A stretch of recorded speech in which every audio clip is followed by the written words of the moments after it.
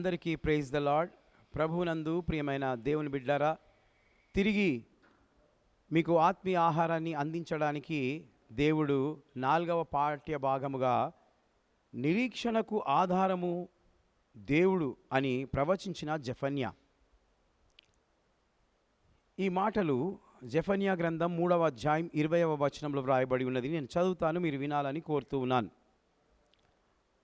ఆ కాలమున మీరు చూచుచుండగా నేను మిమ్మును చెరలో నుండి రప్పించి మిమ్మును సమకూర్చిన తర్వాత మిమ్మును నడిపింతును. నిజముగా భూమి మాదను జనులందరి దృష్టికి నేను మీకు ఖ్యాతిని మంచి పేరును తెప్పింతును. ఇదే యెహోవా వాక్కు.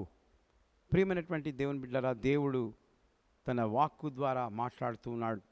రాబోయే రోజుల్లో ఇజ్రాయేలు ప్రజలు చెర నుండి విడిపింపబడును అని, చెదిరిపోయిన వారు సమకూర్చబడతారని, మరి నడిపించేవాడు దేవుడే అని పేరు ఖ్యాతి రాబోయే రోజుల్లో ఇచ్చువాడు ఆయనే అని నిరీక్షణ ఆధారమగు దేవుణ్ణి గూర్చి చెప్పుచున్నాడు జెఫన్యా.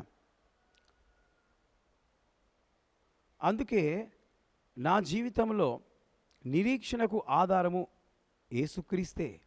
ఈరోజు నీకు ఆధారము యేసుక్రీస్తు ఉన్నాడా? ఒకవేళ లేకపోతే నీవు ఈరోజునే ఆయనను స్వంత రక్షకుడిగా అంగీకరించి ఆయన మీద ఆధారపడాలని ప్రభు పేరిట ఈ సందేహం మీకు రావచ్చు.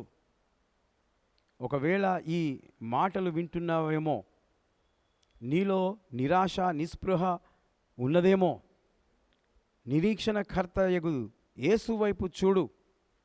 నీ యొక్క బాధ దూరమైపోతుంది.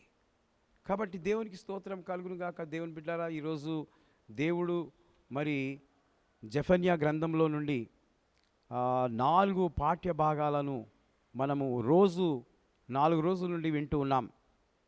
కాబట్టి ఈ మాటలు విని దేవుని ఉగ్రత నుండి మీరు తప్పించబడాలని, అదేవిధంగా దేవుని యొక్క సువార్తను ఇతరులకు చెప్పాలని, మందిరానికి అనేకులను నడిపించాలని, దేవునిపైన నిరీక్షణ ఆధారము కలిగి జీవించాలని ఈ మాటలు చెప్తూ ముగిస్తున్నాను. దేవుడి మాటలు దీవించి ఆశీర్వదించునుగాక.